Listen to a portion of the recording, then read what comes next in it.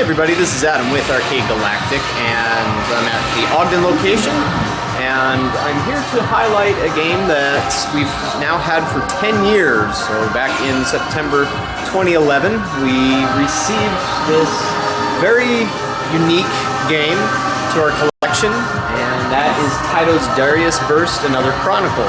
Now you might have seen or played this game on PS4. I think there might be a version on Switch. I know there's one on PC. There was also a variation of it on mobile at one point.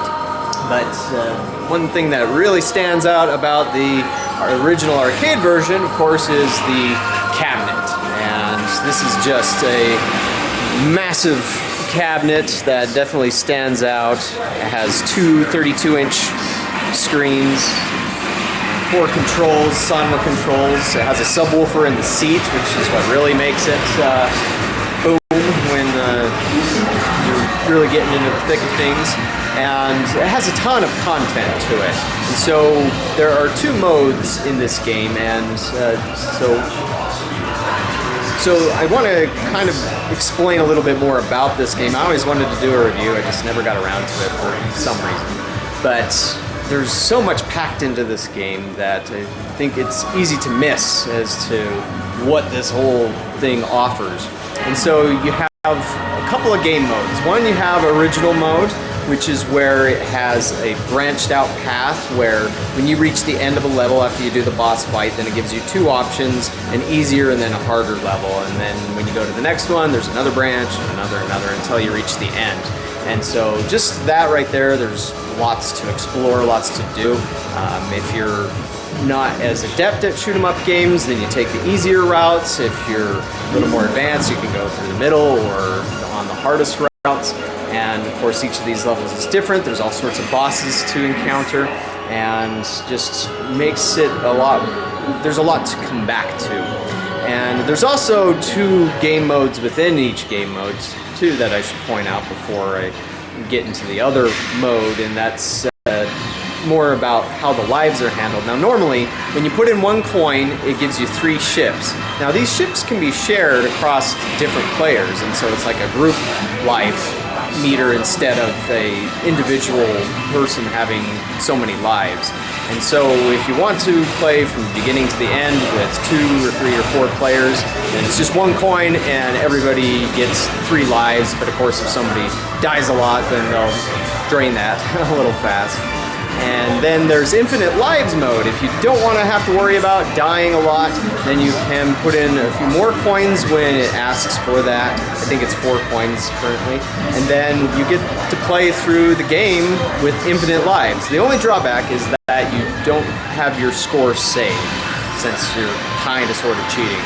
But they did that as a way to be able to explore the game and enjoy the game. If say if you're not an expert at shoot-'em-ups, then you can still enjoy it without having to worry about the death, just get the highest score.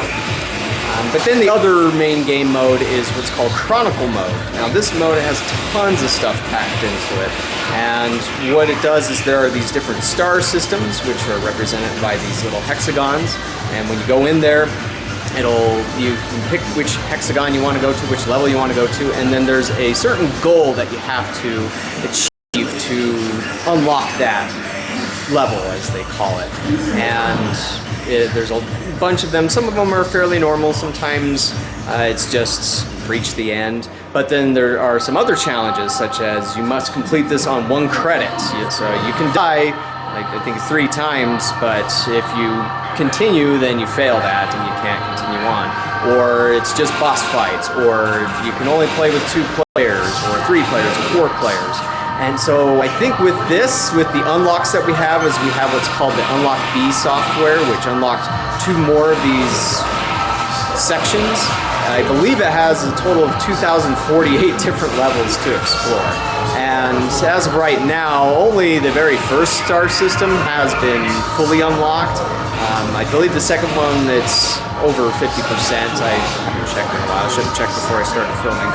But with that, there's just so much to explore and do. And what's really cool is as you get into these levels, there's some other stuff that's unlocked too, such as different starfighters. There's the starfighter from Darius 2, as well as the music. And there's a lot of music that you find in here that's from the older parts of the Darius series. And that's another thing that really stands out about this game. And one reason why it has such a cool sound system is because this has a professionally made soundtrack by Zuntata, which is Taito's in-house band. And they got started back in 1986 with titles like Darius. And so they still exist today. And they created the soundtrack for this, and it's just amazing. And you can even plug in headphones if you want to hear it a little better and kind of drown out some of the other sounds from the arcade. And so if you get the chance, definitely give this one a try, especially with a friend. There's just so much to come back to on it, and if you have played it before, come back and try it again and explore the other parts and get better at it and maybe get one of the high scores. And so as we have on here a high score on the game from Azrael, there's a lot more to achieve. There's all these leaderboards and different leaderboards for every ship. One other nice thing about this is where it's a multiplayer shoot-'em-up game, handling up to 4 players, it uses shared power-ups, which is unusual for these types of games. As what happens is when you see these little colored orbs, there's red, blue, green, and there's a gold and silver one, but those ones are only single-use individual ones. But the red, green, and blue ones, when any player touches them, and you're in 2 or more players, then it'll sit there and emanate this little colored field for a little bit, and any of the other players that go into this field gain the power-up. And so red is for your shots, blue is for your shields, green's for your bombs. And so by doing that, everybody can level up as you go along, and it's not, you don't have to worry about somebody hogging all of the power-ups as in most other shoot-'em-up games. Another really cool thing about this one is since it has the super wide screen, is that with one of the buttons you can actually change your direction so you can fire behind you. And that's often an annoyance in a lot of shoot-'em-up games where you'll get enemies coming from behind and you can't really do anything about it except dodge them. But in this one you can, and oftentimes you have to. Flip around, like even in boss battles, there's one in particular with some blowfish robotic enemies where they're constantly changing sides, and so you have to use that. And then one of the last things on this is to also get into that's some extra depth into it that you may not realize off the bat if you've never encountered this game before, is the burst laser. And so this has a couple of different ways to use it. The main way is just push and hold the button down and it'll fire this big blast, which does a lot of damage and takes out enemies, but the gauge runs down pretty quickly. What happens though if you double tap it and then you hold your regular fire button is it'll lay a turret down. And you can use these turrets to, they fire a laser beam still, but you can angle these turrets and you can use them in different ways to get an advantage, especially when it comes to crowd control. And there's a lot of events in this game where there's crowds of enemies swarming all over the place. But one of the most advanced techniques is what's called a counterburst. And so when you come across certain mid-range enemies, mid-level bosses, and there's a couple of other enemies that have their own burst lasers, and of course bosses themselves. If you time it just right and hit your burst laser into theirs right as they're firing it, then it'll activate on your ship what's called a counter burst, and it's this golden burst which will keep going and it'll replenish the gauge as long as you're doing damage or destroying enemies. And this is a great way to get bonus multipliers on the score, as well as just lay waste to everything within your path. And so that's the quickest way to take out bosses, is by mastering the counterburst laser. And it's possible even kids can do it. I once filmed my own son getting a counterburst on this game, and so when he was only 8 years old. And so he used to really dig this one.